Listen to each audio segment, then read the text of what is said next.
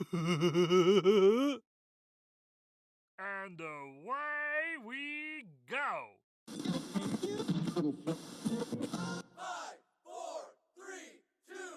And now, the moment you've all been waiting for, the one, the only, the Bradley Hall. Oh my gosh. Thank you. Yes. Thank you. Thank you so much. Thank you so much. I want to welcome you to today's edition of the Bradley Hall Show. And I am your host, the Bradley Hall. I am proud to announce that today's episode, as well as every episode this month during NPE Awareness Month, is brought to you in partnership between the Bradley Hall Show and the NPE Friends Fellowship. You can find out more information at npefellowship.org. Hi, and welcome back to another episode of the Bradley Hall Show. I am your host, the Bradley Hall. My guest today is Brianne Kirkpatrick. She is a genetic counselor, a DNA coach, an author, and the founder of Watershed DNA. Brianne's combination of skill and compassion enable her to support people in the aftermath of their surprise DNA discovery. She guides people uncovering a situation of NPE, or not parent expected, coaches those preparing to share a DNA secret, and assists those attempting to search for biological family and find the right path forward. Please welcome Brianne Kirkpatrick. Hi, Brad. How are you? Thanks for joining me today. I'm glad to have you here. Glad to be here. Thanks for having me. You're welcome. You're welcome. So I want to bring everyone up to speed. You want to give everyone a little intro to who you are and what you do? Sure. My name's Brianne Kirkpatrick, and I'm a genetic counselor, and I specialize in ancestry testing, which is the type of DNA test that can give people information about their ethnicity and who they're related to, relatives, DNA relatives. And I was a clinical genetic counselor in the medical field for a number of years before I got interested in genealogy personally and started doing DNA tests for family genealogy purposes, and just stumbled into this area where I realized there's a lot of people making surprise discoveries that they were really not expecting to find out. And so I began working individually, like one-on-one with people who were making surprise DNA discoveries about the family they're related to, and worked also to reach people through blogging and book writing. So just trying to find, meet people where they are to give them the support and the information that they're looking for after their DNA test. Okay, great. Which is why you're here. June is NPE Awareness Month, and I've dedicated all my episodes to the NPE phenomenon, which I am personally have been affected by. So how long have you been doing this? When did you get started doing this? I developed an interest in genealogy in 2013, and then I started Watershed DNA at the beginning of 2016. So it's been, I'm in my 5th year of doing work through my private practice, Watershed DNA. And really in the past 2 years, I've seen an explosion in people making these discoveries that they're an NPE or somebody in their family is, and turning to the internet to look for information and support. There were no support groups before I started Watershed DNA, and now we have NPE Friends, which is a wonderful resource I send people to all of the time. There are support groups on Facebook, there's support groups off of Facebook. So it's really a different world now for NPEs than it was in 2016, in a way that I'm really encouraged by. Yeah. So just in my experience, I joined the NPE Friends. That's the Facebook group is the first thing I found. My wife saw a blurb in the newspaper within just days after my discovery, which was a little ironic. And there were 300 people in the group. That was 2 years ago, probably this week. And now I think there's 7,300 in just two years. So that illustrates the point of just how quickly. And I saw a statistic today, and I don't know how accurate this is. I can't really cite the source, but they're expecting 20 million new DNA testing kits this year. I don't know. Do you have any insight on that? The databases are all growing at their own rates, with some of the companies selling a bit more tests than others. But I know that at the end of 2019, there were over 20 million test kits with all the companies combined. And it's growing not quite as exponentially as it was in the past. We're seeing a little bit of a flattening out of the curve of how many people are ordering the DNA tests, but it's not stopping. It's not going away. People are still interested in this. And, you know, nobody really expects to be the one that's going to get the surprise when they do the tests. So I don't think the stories that people hear of, you know, being warned that you could discover something you're not prepared for, no one really seems to think that's going to apply to them, which, I mean, who would expect that just a fun DNA kit would reveal a surprise like that? Yeah, for sure. I do know that some of the companies, I don't want to mention them by name, but some of them experienced massive losses in the first quarter this year and had massive layoffs. And I know that there was speculation that it is because of the bad news that's coming along, but you don't think that's necessary, or that's accurate? I don't know that. So I think there's a couple of different reasons that could be happening. One of them is that kind of all of the people who are really interested in that kind of test have, for the most part, tested. So the really interested population has already kind of gone there. And it's pretty common in all technologies to see kind of the S curve, where it takes a while for a technology to be picked up, and then over time it starts to flatten out again. And so I think part of that's just natural progression of technology. I do think the use of these DNA tests to identify criminals and for law enforcement to do searches through the genealogy databases to identify suspects in criminal cases, when those news stories started to come out, I think that's when people stopped and started to realize the power of the tests, and maybe take a step back and think, you know, is my privacy going to be, you know, violated by whoever it might be, you know, law enforcement or the government, you know, who's going to have my data? I think there's a lot more concerns than there were before that started. Yeah, that makes a lot of sense. And I know that there's also been a significant increase in the number of companies who are also testing, offering the testing. So that could also account for some of that as well. So that's a great point that you bring up about the privacy. I think that's probably pretty accurate. So, so what is the number one thing that you see? And I'm kind of setting you up here. We've talked about this already, but so I shouldn't say number one, but one of the things that you've seen quite a bit of are people refusing the validity of the results. Is that true? Yeah. So I would say the first question that people ask me when they've first made a discovery and they're reaching out, the most common question people have is, could this be wrong? Is there any way that the DNA test is wrong?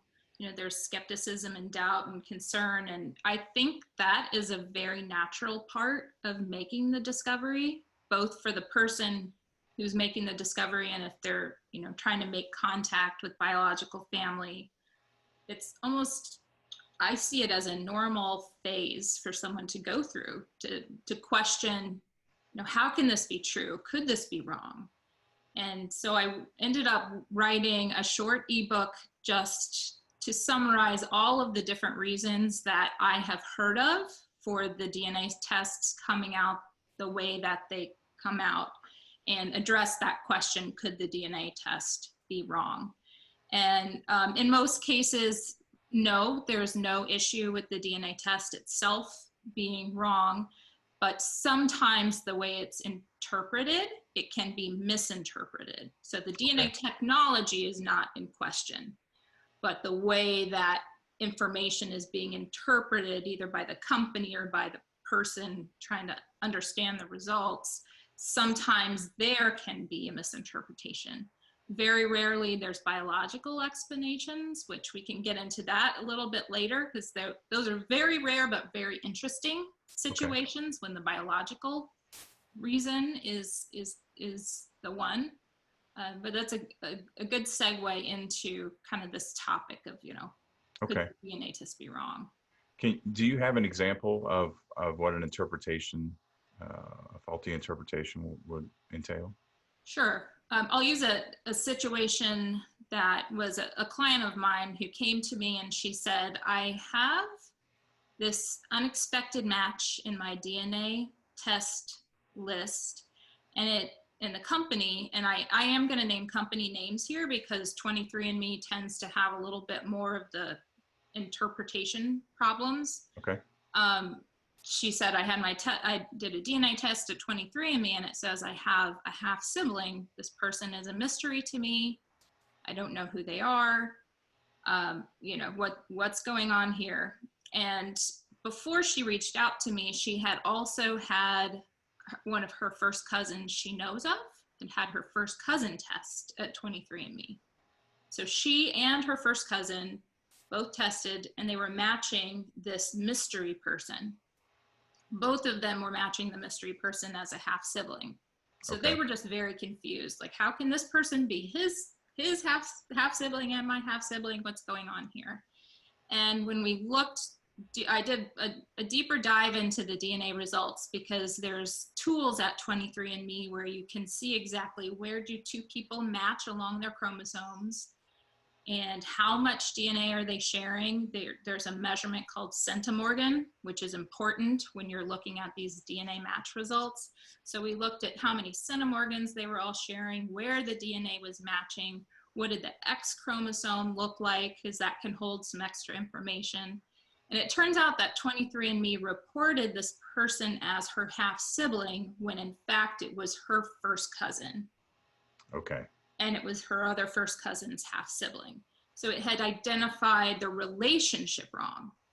Okay. And there's a couple reasons for that. One of them is there's a natural bell curve of how much DNA we share with someone who's of a particular relation to us. So first cousins can share a range of centimorgans, and those curves overlap between half siblings and first cousins. So you share similar amounts of DNA. She ended up realizing that their maternal sides also connected. And so because she was related to this first cousin through her mom's side and her dad's side, it falsely elevated how much DNA they shared and made it look like they were half siblings. So that's one example of where the DNA test company didn't have enough information about her family tree to really know, is this person a half sibling or a first cousin? So they labeled the relationship wrong. Okay. The other companies don't tend to have that issue they don't tend to have that issue because they don't get that specific with relationships.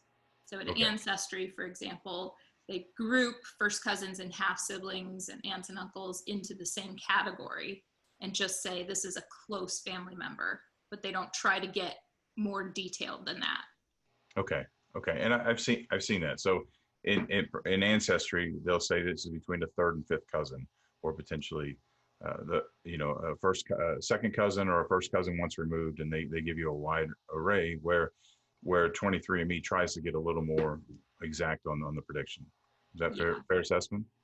That is that's a good description of how those two companies differ. And there's some disadvantages and advantages to each approach. I do have concerns about relationship if someone doesn't slow down and stop and do a little bit digger deeping, they might jump to a conclusion based on what 23andMe is telling them.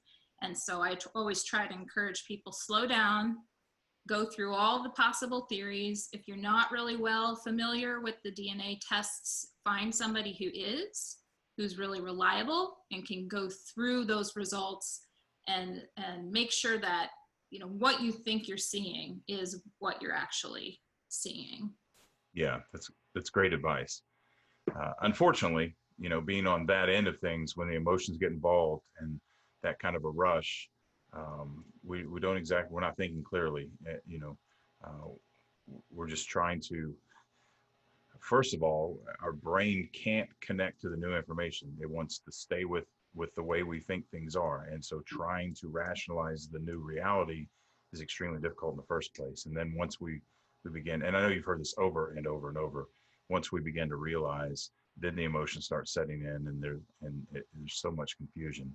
And I experienced this personally. I mean, I've been through this. So it's good that there are people like you, and there are more and more people like you in the groups that help sort a lot of this stuff out.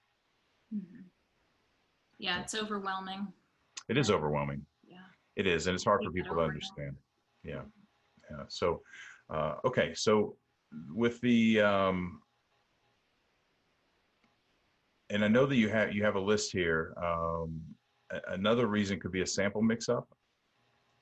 Yeah, and what I meant by that is that sometimes what happens if in a family multiple people are spitting in tubes at the same time, it's happened before that the tubes got mixed up and registered under the wrong person.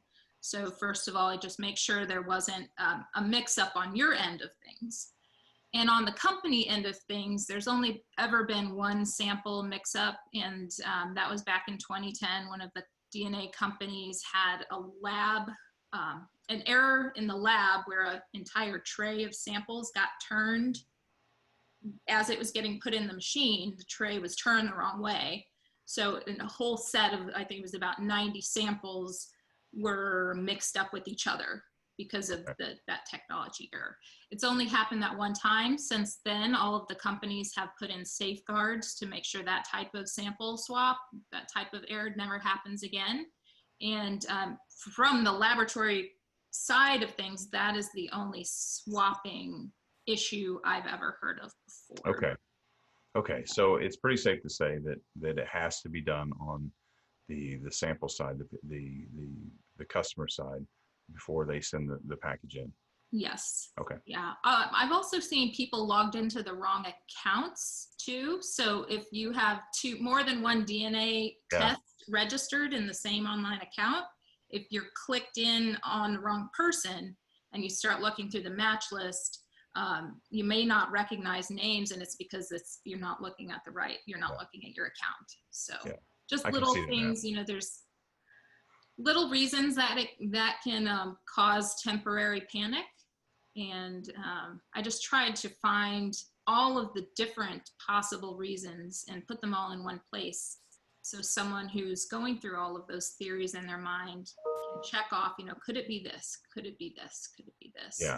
Yeah. And most people will kind of get down to the point where they realize, no, there wasn't an error. No, it's not wrong. There wasn't a sample swap. So now what do I do? And so I provide resources and help people find their way to support next. Okay. So do you want to get into the biological explanation now? You had mentioned earlier that we'll get into that later. Yeah, I think it's interesting.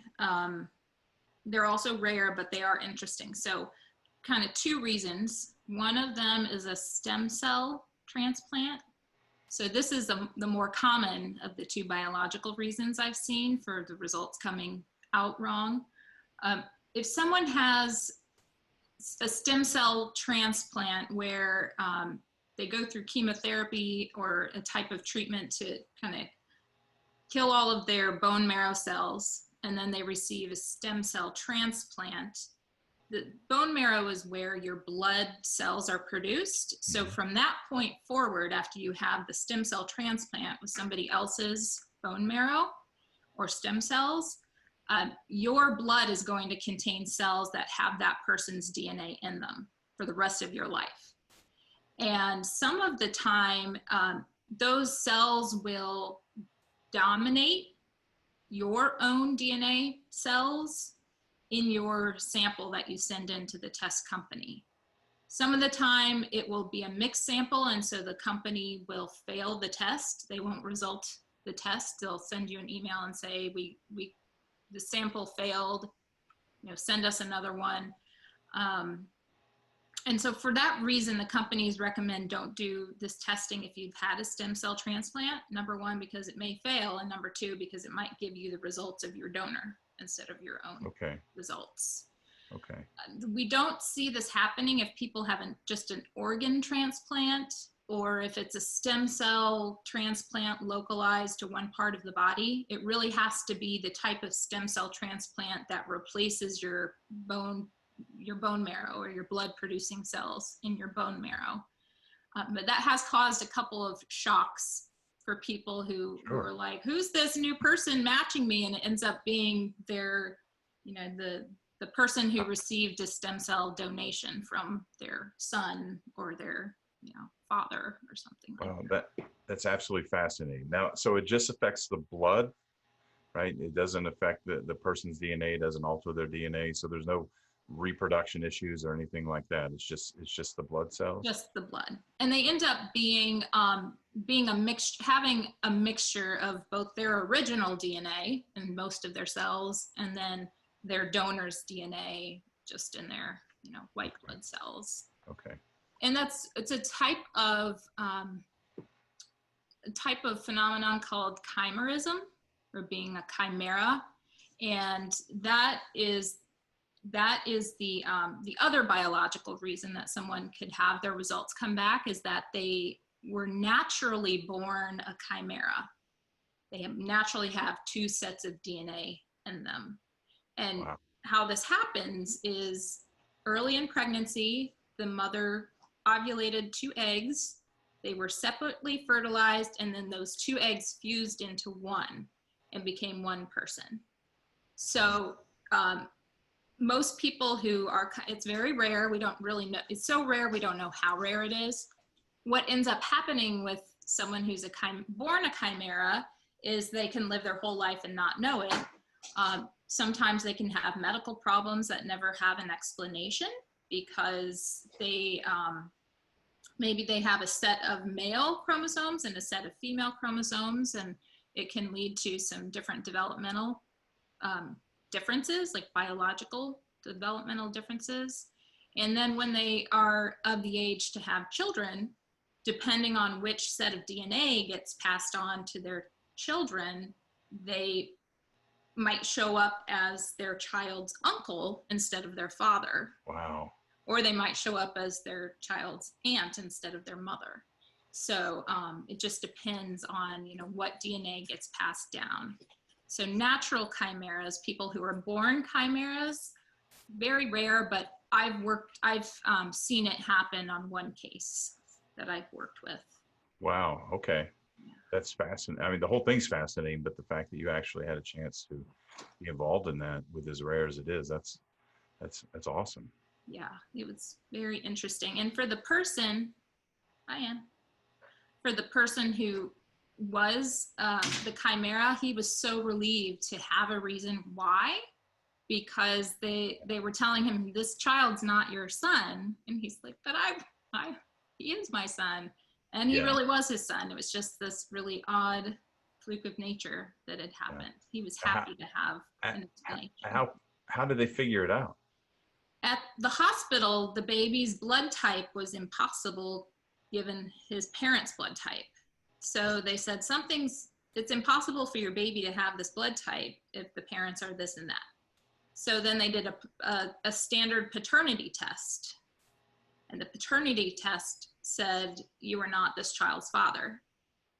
So, boy, I bet that was. But what they suspected at that point, because it had been a fertility clinic helped them conceive. So then they thought the fertility clinic messed up and had fertilized with the wrong sperm. So the fertility clinic's like, you were the only person here that day. We had no sample to accidentally swap it with, so it wasn't us. Yeah. So then he had the person himself had done some internet searching and came across this idea of chimerism. And so then he said, oh, maybe this is why. So then they did a 23andMe test, I don't know how they got a 23andMe sample from an infant, but somehow they did. So they tested the son and the father, and it showed an uncle-nephew match. Okay. So then at that point, he's like, well, this all adds up. And I had read a blog post about it, reached out to the person who wrote the blog post, reached out to another genetic counselor who I knew worked in the fertility, paternity testing area, kind of got everybody together as a group and did testing on samples from all over his body, and they found 2 sets of DNA. Wow. And one of his sons had been conceived with 1 set of DNA, and his other child had been conceived with the other set. So his sons were more like cousins and half brothers to each other.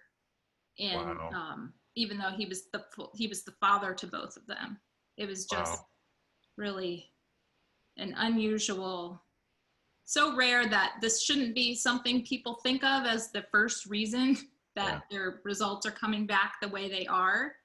But never say never is what I've learned, that until you really look deep, don't jump to any conclusion. Yeah. Yeah. So great point. That was why I asked how they figured it out, because, if it's that rare, getting someone to agree or to, thankfully you were able to find it to be able to suggest it could be a possibility.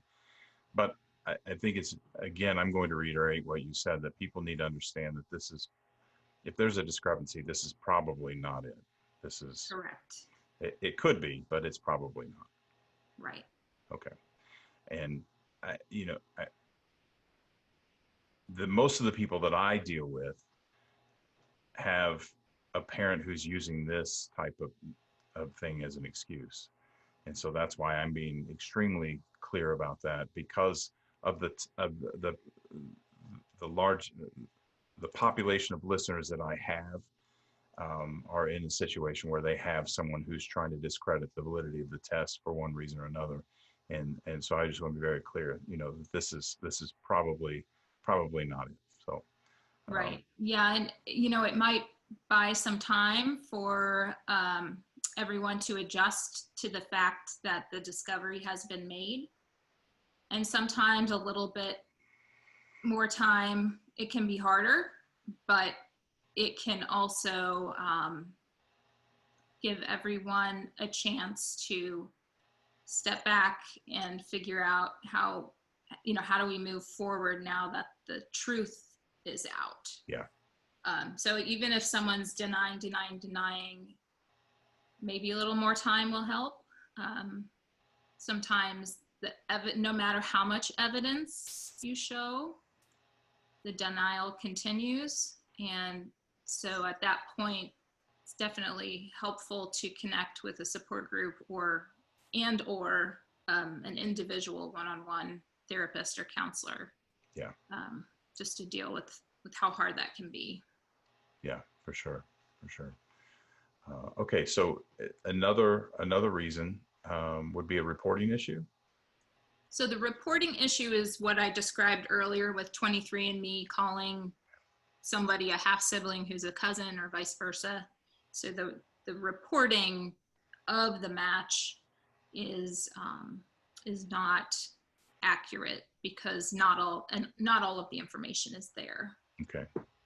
And you mentioned something in your ebook about the ethnicity issue with reporting. Have you seen have you seen examples of that? So what I've seen happen is someone makes the discovery of the NPE because their ethnicity is so off from what they were raised to believe it was. So, for example, someone will have been raised Jewish and believe that they're, both sides of the family are Jewish, and then they get back a result that shows, half Italian and half Jewish. How can this be? And so that ends up leading to the discovery of the NPE. Okay. Yeah. But also can the ethnicity be wrong? I tend to tell people, take it at the continental level. It's never wrong. So the testing is very reliable at identifying Asian versus African versus European, things like that. But when you get really granular with sub-regions in very specific parts of Europe, for example, or, the getting really granular with 0.1% of an ethnicity, those can change over time because the companies are updating their data sets and updating their algorithms or the way that they analyze the DNA to classify people's ethnicity. So on a larger scale, it's not going to be wrong, but if you are trying to determine if there's an NPE situation going on based on the ethnicity, it's got to be a huge discrepancy for that to really, be suggesting that there's an NPE going on. Okay, great. That's great information to have. Okay, well, I'll kind of kick this back to you. Is there anything that you want to, we'll probably get into the uncovered family secret a little bit. So something I would like to say is that I've realized that when people first make these discoveries, everyone feels like they're the only one who's gone through this, or it's the only one that it's happening to.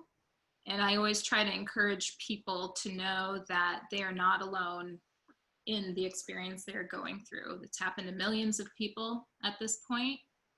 And as much of a shock as it is for the NPE themselves, the biological family that they end up being matched to, who maybe doesn't even know that they exist, they also go through a different type of shock and trauma, but it's a shock and trauma experience nonetheless for people who are realizing that there's, someone that they never knew about. And I have worked with people on all different sides of the NPE discovery, and there's always more going on behind the scenes than anyone realizes within families. So if an NPE is feeling like they're being rejected or ignored, realize that the family they've reached out to is kind of adjusting to not that person individually, because they don't know you. They don't know you. They can't reject you because they don't know you. They're dealing with their own readjustment to this. Their family structure is changing, and that happens more easily in some families than others. So giving more time than it feels like you should have to give. Sometimes that's what the families need. Making sure that your biological father, that you see him as part of a family and not so much as an individual, especially if he has a wife and other children. It's a whole family unit. And so what your expectations might be may not be something that can be given back to you. So it doesn't mean that it's not worth trying, which is not what I'm saying. And there have been many successful situations where families all are able to adjust to this news. But if it's not, find someone to work with to help you be okay no matter what happens on the other side. Yeah. And as you pointed out in the very beginning of that, just because they're not open to you right now doesn't mean they won't ever be. Right. And so we've talked about that on some of the other episodes, that this is a shock to everyone. It shatters everyone's perception of the way they thought things were. And that's difficult for any human being to handle under any circumstances. If you have a family who you discover your biological father who has another family, you're smack right in the middle of it. From a chronological standpoint, everyone has to come to grips with perhaps that their father had an affair, maybe their parents had marital problems and split temporarily and they weren't aware of it. So many different reasons that could happen, but the entire perception of all the children with their father, of the wife with the father, or whatever the case may be, everything changes, and it's tough. It's tough, especially when children, we grow up thinking our parents are superheroes. And I remember transitioning, into adulthood when I began to realize that my parents were just normal people like everyone else. And but even still, I think to some degree we still think that their lives were different than ours. They didn't have the same problems or make the same mistakes. One, because their generation wasn't documented like ours is.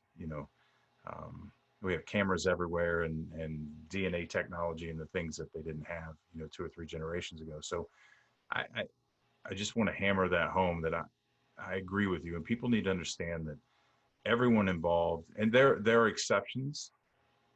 Right. There are people who have no consideration for other people's feelings, and they're very selfish and maybe mean spirited. There are those, but for the most part, people are just trying. They're just trying to navigate their way through it the best way they know how, and it may not be the right way, but I think that's all typically the case, don't you? I do. There's a journalist named Libby Copeland who recently released a book about DNA family secrets, and she talked to hundreds of people about their stories. And I went to a book event with her and was in the audience and listening to the questions at the end. And one of the points that Libby made that was in part of the discussion is that we can't look at the past as if it's the same as present day. We almost have to look at the past, generations past, as a foreign country, where we don't understand all of the customs and we don't understand why people made the decisions they do. We can't look at it through today's lens. So, 50 years ago, women didn't have the option to do paternity testing if there was any question. And so they had to make their best guess, or maybe they weren't even aware that there was a different potential father. And so not every situation was intentional. Not everyone knew they were keeping secrets. And so that really was an interesting perspective for me to hear is, think about the past as a foreign country. And Yeah. unless you were living there at that time, you can't really fully understand the decisions that people made.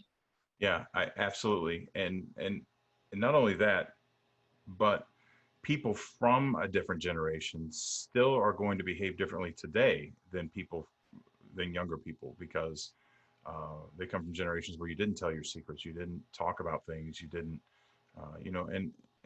and I think young people today are just more open, more apt, because privacy is kind of the thing of the past with technology. I mean, there's so many different reasons, but there are things that my daughter says that her grandmother just gasped. She can't. My daughter's 16, and my mother-in-law just can't believe that it comes out of her mouth. And she always says, when I was that age, if I had said that, it's just a different world. And I think we lose sight of that. So it's a very, very, very good point. It's something that I'm really applaud you for doing, is how you work with trauma, and you talk a lot about trauma and make that a normal thing to talk about. Because I feel like in the past, mental health issues or even talking about traumas, it wasn't part of our everyday vocabulary. And now the younger generations are learning to be the words to describe emotions, and that it's okay to talk about that. And things are hard, but let's talk about them. Let's not bury them down. So I am hopeful that even for our children's generation, it's going to be a lot easier when these discoveries are made, or maybe there won't be as many situations of NPE because more parents will be honest with their children from the time that they're young. I do see a different future, and that encourages me. Yeah, me too. And one of the things that I don't mean to make light of the situation, but we have to make light of things. Right. We talk all the time. Can you imagine being 70, 80, 90 years old and living from those generations, and a secret you thought was you were going to the grave with just suddenly? I mean, we couldn't have predicted the technology taking the turn it has in the last 10 years. Right. And I don't mean that I don't mean that in a nefarious way, right? I mean, just they thought they had made a decision. They made their decisions. They decided they were going to live with it. Was what those people from this generation did. They just made decisions and they lived with it. That's just what they did. And they made their decision. They live with it, and they're almost at the end of their life. And then, boom, technology changes, and suddenly their secrets are exposed. And it's got to be hard for them. And I don't mean to make a victim out of someone who caused someone else pain or anything like that. I think it's just important to examine all angles and understand that we're all human. We're all making mistakes. Mm-hmm. But I do think, I mean, the word's out. You can't keep secrets anymore. Right.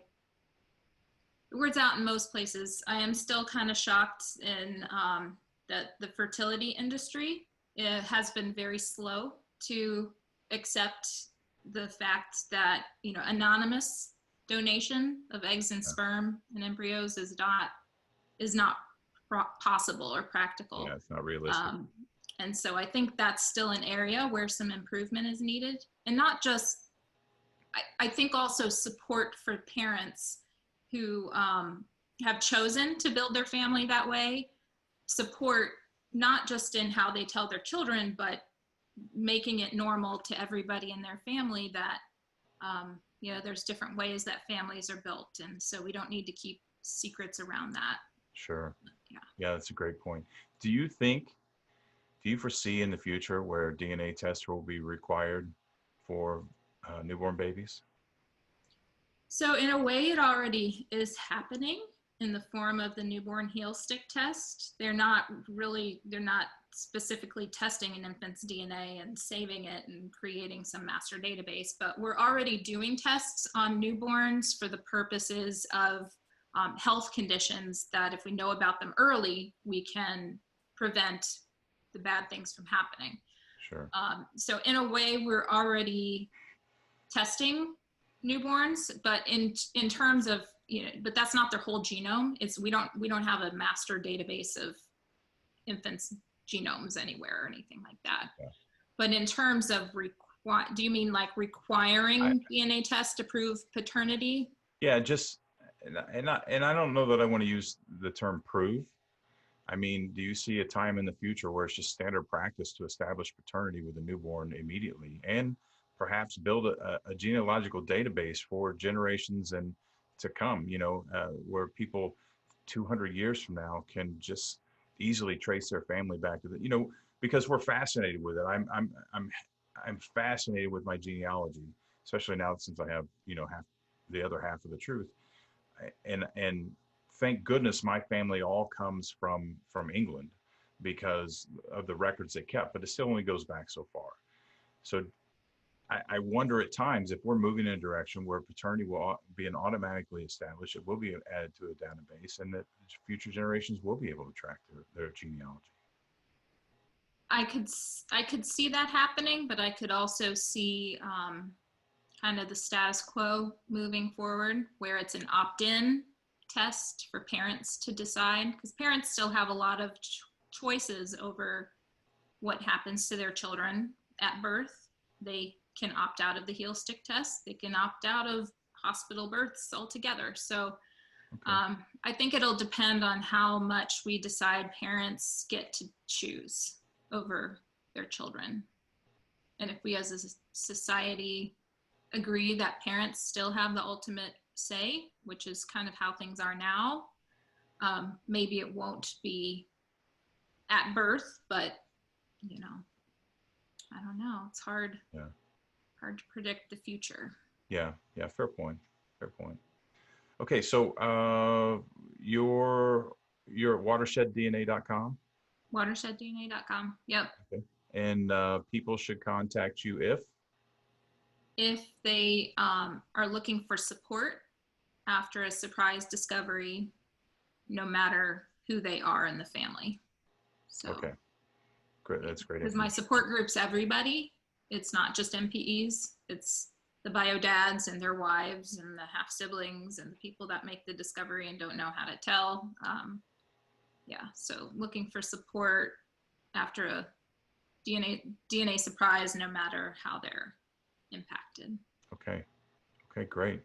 All right, Watershed DNA, Brianne Kirkpatrick, I appreciate you joining me today And let's reconnect and kind of hash out some other subjects and circle back and see if we can't dig a little deeper on some things. Happy to do it. Was happy to be here today. Yeah, well, I'm glad you're here. So thanks again, and we'll talk to you soon. Talk to you soon. All right, thanks, Brian. Bye. Bye-bye.